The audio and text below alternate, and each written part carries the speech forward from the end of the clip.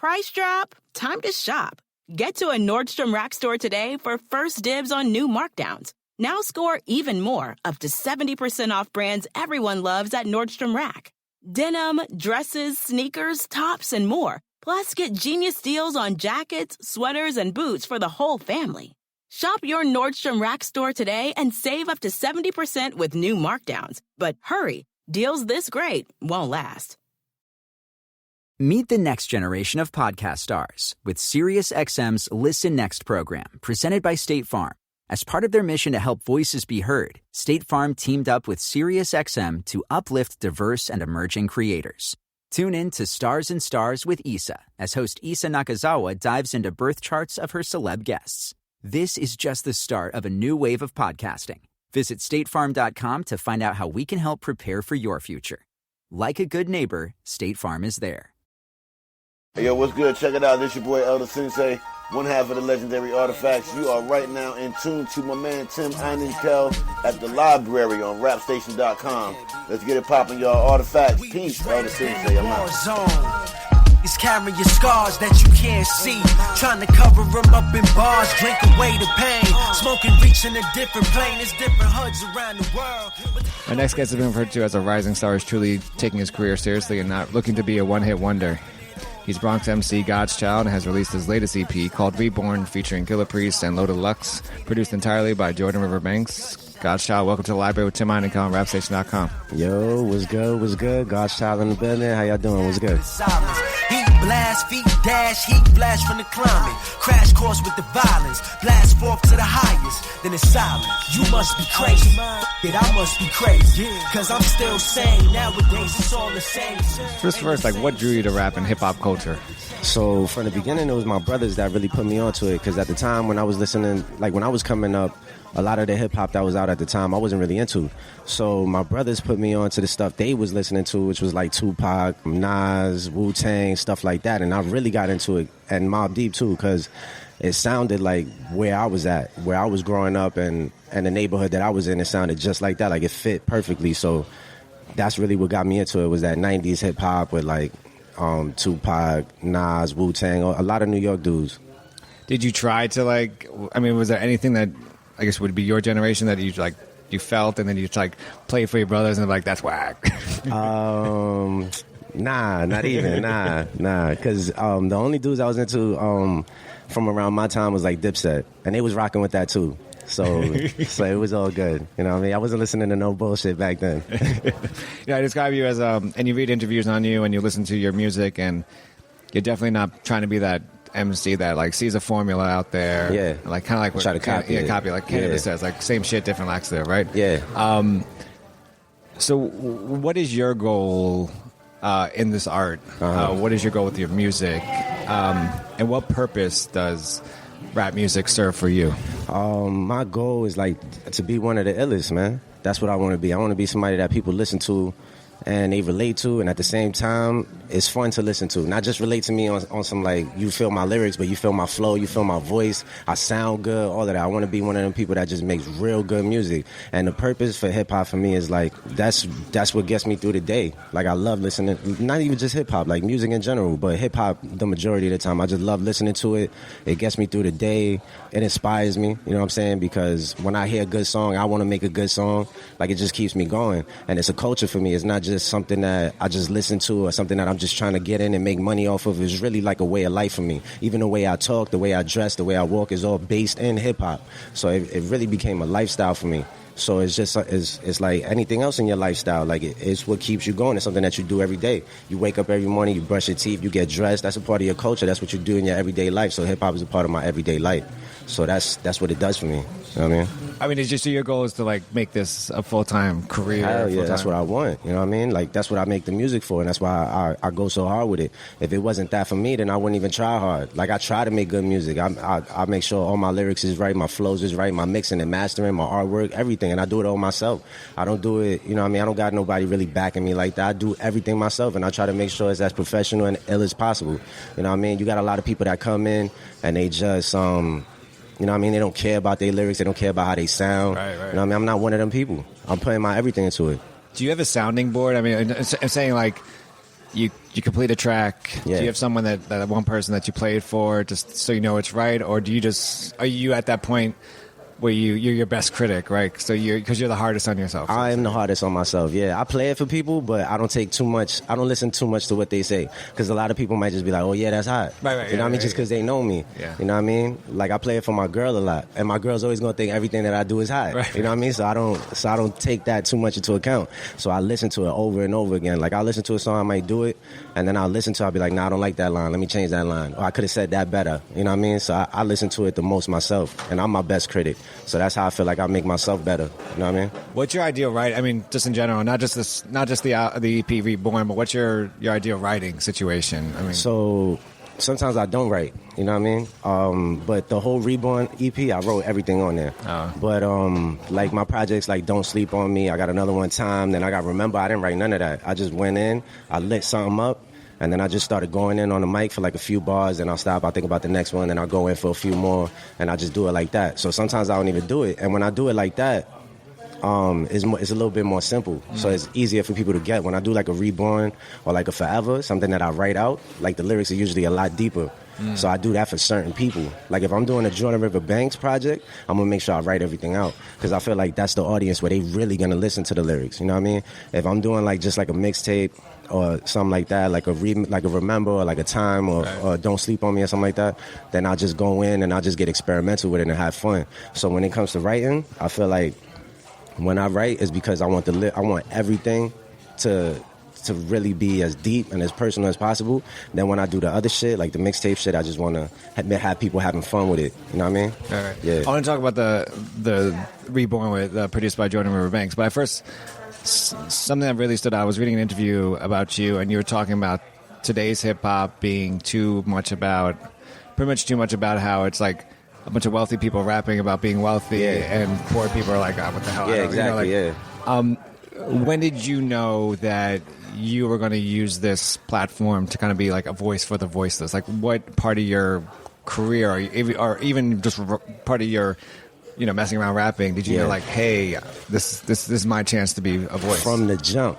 Because when I first started listening to hip hop, my favorite rapper was Tupac. So then from the jump, when I was listening to him, and then I would see his interviews and I would see things like that, that shit inspired me. Not even just to rap and nothing like that, just to be a better human being, to fill my mind with information that would just make me a better person. I want to do the same thing he did. I wanted to talk to people and make them feel me. I wanted to talk to people and make them better. So just by doing that, automatically off the rip, everything I used to write, even as a little 14-year-old kid that ain't know nothing about life, I wanted to make sure that anything I was saying was something deep. You know what I mean? So from the jump, I was like that. Yeah. Were you able, I mean, was this like, just, it's always interesting because you have like, you meet people like yourself that have crazy super talent. Yeah. And then you think about like, all right, you're the kid at school that like probably just not paid attention to the teacher because he was too busy. I wasn't. I really wasn't. Yeah. Did you have someone in school? I know because I was crazy ADD kid, whatever. But did you have that? Did you have people around you fostering your talent, or was it that kind of that fight of like, well, Godz Chyld is messing around in school today, but let's look at his writing. As far as teachers and all of that, nah, not really. You know what I mean? Except for like I had like 2 English. It was always English teachers that would be like they would see what I'm doing. Like sometimes they even let me like do an assignment and write a rap for it. Oh, nice. Like just to let me get by, because they knew that I wasn't. You know what I mean? I wasn't trying to start trouble or nothing like that, but I just wasn't into the school shit like that. But they'll still let me do it my way. Right. And it was only English teachers that used to do that. It wasn't really anybody else. And then, like, other people that was fostering my talent, like, not really, you know what I mean? But there was other dudes in school at that time that was rhyming. And then we would just like how they say, like, steel sharpen steel. Yeah. So we would make each other better like that. Like, rhyming in school or in the classroom. Or we even set up a little studio and start recording. We get better like that. People be like, nah, don't say it like that. Say it like this. You know what I mean? That just makes you better. So that was kind of like what fostered my talent, was like my peers. You know what I mean? I want to turn to the music. And you're working this EP is with Jordan River Banks. You've done other work with Jordan River Banks as well. Do you remember the first beat you heard by him that kind of said, "Hey, I gotta work with this guy"? Damn, y'all, I want to remember the name of it too, because it was something that had Hellraiser and Killah Priest on it. Ghetto Jesus, I think he made that. Yo, that shit is fire. That shit is ridiculous. So when I met up with him, I was listening to his shit on SoundCloud because Killah Priest was like working on that Psychic World of Walter Reed album. So they dropped like a little single. So then I hit him up on SoundCloud. I was like, yo, that beat is fire, right? But I ain't thinking he gonna hit me back. You know what I'm saying? I'm just letting him know, like, yo, that shit is fire. So then he hit me back. He's like, yo, good looking out. He was like, he checked out some of my stuff because at that time I had already put out a project called Book of a Scribe. I was on this little independent label called God Sending Music or whatever. And then I had a joint with Sadat X and shit like that. So it was out. So he heard it. He was like, yo, that shit is official. I'm like, yo, it's ill hearing that from you because you work with dudes that I look up to. Yeah. So then, you know, he was like, yo, you want to work on something? We worked on like 1 or 2 songs. Like the first song we did was Heavens, which is like the craziest song on that Forever project. And then from there, we built it into the whole Forever project. And we made that. You know what I mean? What about, I mean, for example, like what about the Heavens beat that kind of blew you away in terms of like... Yo, that shit is just crazy. That shit sound like the Heavens. That's what made me write like that. You know what I mean? It sound like some space, some like next level shit. So that shit took me to the next level when I wrote those lyrics. And a lot of people like that song. Like that shit got mad plays. Like people fuck with that song the most off of that project. You know what I mean?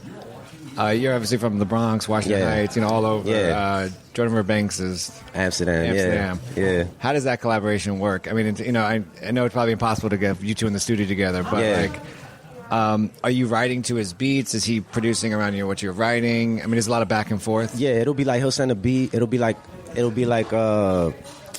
a first version. It'll be like a first draft of the beat, and then I'll write to that. I'll spit to it. Then he'll build the beat after I send him the vocals and everything like that. He'll build it around what I did to the beat. Oh, nice. And then that's what makes the song even better. Like if you hear the first version of the song as compared to the last one, it's gonna sound mad different. So that's how we work. Like he'll send me some beats. I'll go ahead. I'll write to it. I'll spit to it. Send it back. He'll work on it. By the time I hear the last version of it, I'm like, yo, this shit is crazy. You know what I mean? Like it don't even sound the same to me. So that's how we work together. And that dude is a genius. He's one of the illest producers out there. I got to say that. You know, as I mentioned, this is not the first time you've worked with Jordan Verbanks. Yeah. You did the Forever EP as, you know, well, I mean, full length, full production by him. Yeah.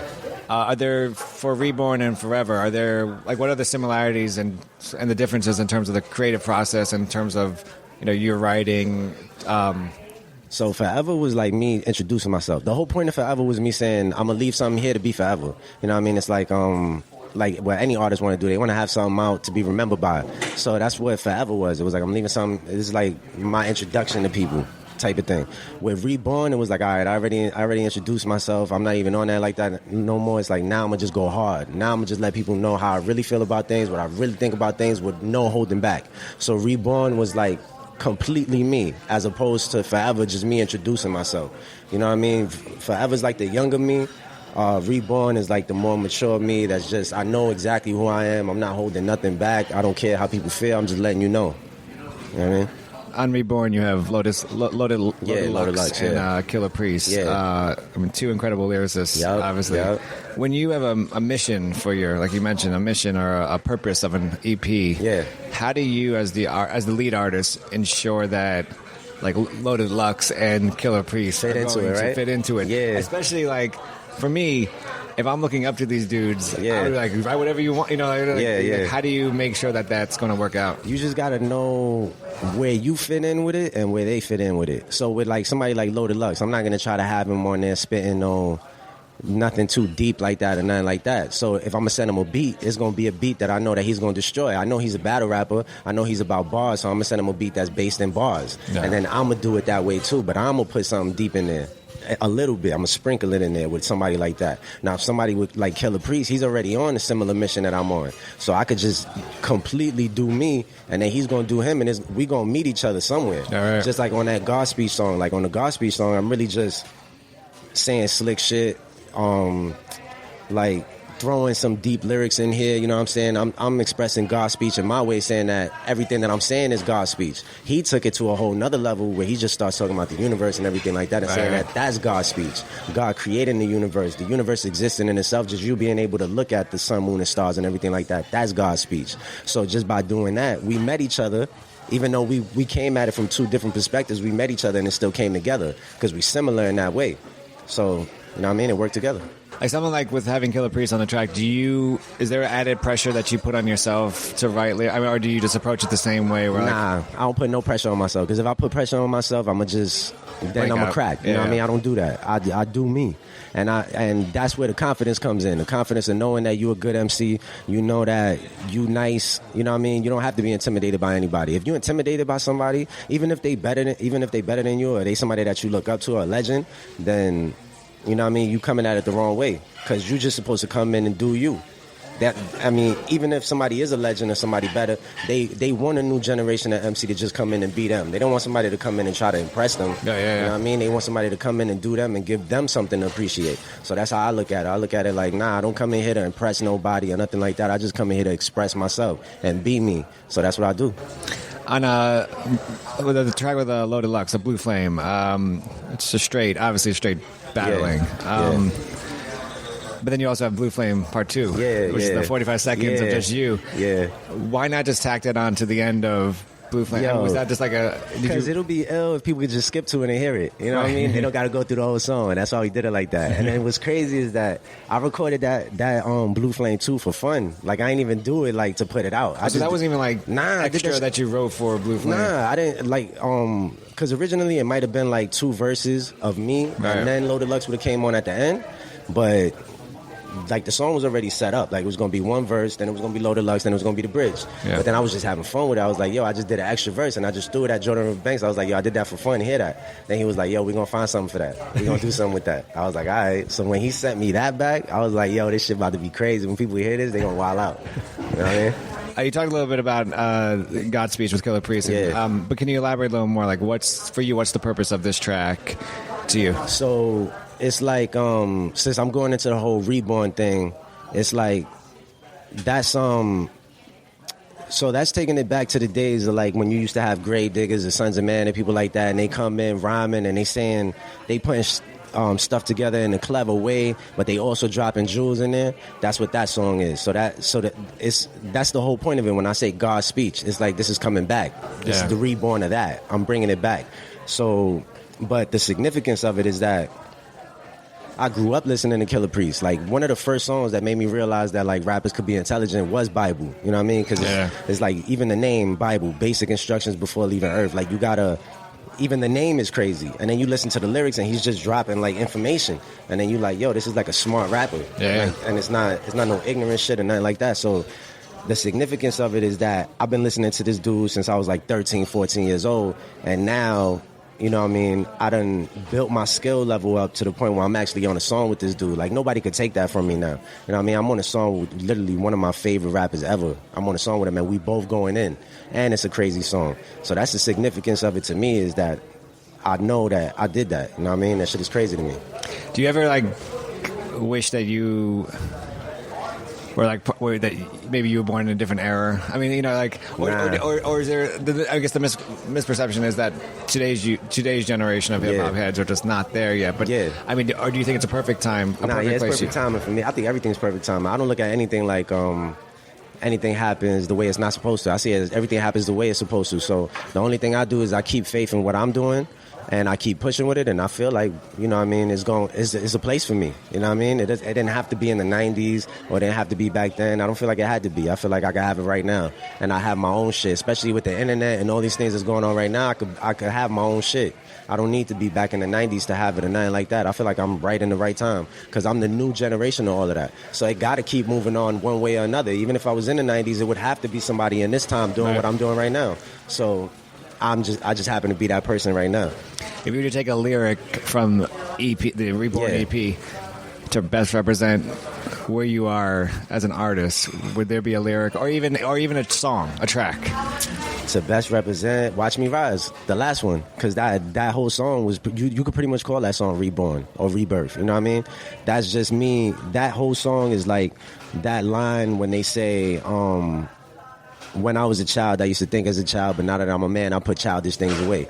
That's pretty much what that whole song represents. Is like how I used to be as a kid, hanging out in the street, doing all this stupid shit, thinking that, you know what I mean, every day tomorrow is promised and everything like that. I don't see life that way no more. I see it how, you know what I mean, I'm a little older now. I'm trying to do the right things. I'm trying to make sure, I'm trying to get my business right. I'm trying to get everything set up right. So that best represents me now, because that's why I called the project Reborn instead of Rebirth. The title is a statement. I'm already reborn. Now the project is the process, but I'm already reborn. So that last song is just letting you know, boom, this is who I am now. And everything that I build from here is building from that foundation of that song. So what's next? I'm working on something right now. I'm planning on bouncing from here and going to record right now, because I already recorded like 6 songs for what I'm about to put out now. It's a little mixtape. Like I said, like sometimes I don't write. I ain't writing this. I'm just going in, spazzing out. You know what I mean? I'm shooting more videos. I just dropped my website. I got a new website, GodzChyld.com. So y'all could go on there. I got like the little, all my music is posted on there. Got my little bio up there, my little gallery, all that shit. So I got that set up, and I'm going to just keep it moving, son. Keep it going. New EP, Reborn, produced entirely by Jordan Riverbanks, featuring Killah Priest and Low Lux. Godz Chyld, thank you so much for joining me on the Library with Tim Einenkel. Thank you for having me on. I appreciate that, for real. We got the blue flame. They don't get no hotter, yo. I be killing vivid within my penmanship. I'm meant for this. In my mental, there ain't no censorship. The mentalist took apprenticeship with the best of them. And represent y'all offensive. Y'all should repent for this. Answer this with the mind state. Only great if you rhyme great. Mind bend to your mind shape. Head nod to your spine break.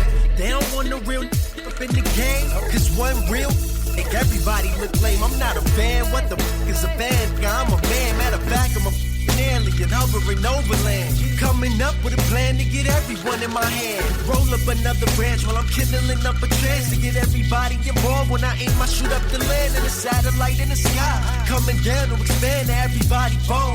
That never leave from their hand. They playing underhand. I got the truth in the upper hand, man. Y'all don't understand. God, I think I got 'em. Only took my third eye for me to go spot 'em. They been playing games. Cause lanes, I'm about to drop 'em with the blue gang. Blue flame, yo, I got 'em. Beloved, the game's fabricated. You're into fashion over being factual. My travels real as Eli with the book inside the satchel. Catch these punches like grapples. I'm puzzled how to baffle. Sun blocking, throwing shade. Well, I'm coming out the shadows, blacking out. Really back in the red. That's traffic breaking, faith eradicating. Past the Mason versus a Master Mason. Average rating make a pro. Well, only when you crashinating. I'm Quicksilver versus Flash racing. That's fascinating. Sad to say it can't. You're more mechanic than organic. You making choices and taking chances. You're poor managed. I dance in the ghetto with crooks, pushers, players, and all lookers. Hookers, this hood boogers, but good cookers. Would you know it? The flame blowing, your dame fluent. Just to give me brain, that's a foreign exchange student. Now your day ruined. Hop on that smartphone and play stupid. The shooters love me, don't thank Cupid. They ain't got the heat, but no sweat. I done felt the coldest, surviving like Daniel. Other lions, then I'm the boldest. They say they the best. Where I'm from, it's gotta show it, and we shoot to kill. Aim steady, we locked and loaded. Yo, God, I think I got 'em. Only took my third eye to go spot 'em. They been playing games. It's lanes, I'm about to drop 'em with the blue gang. Blue flag, yo, I got 'em.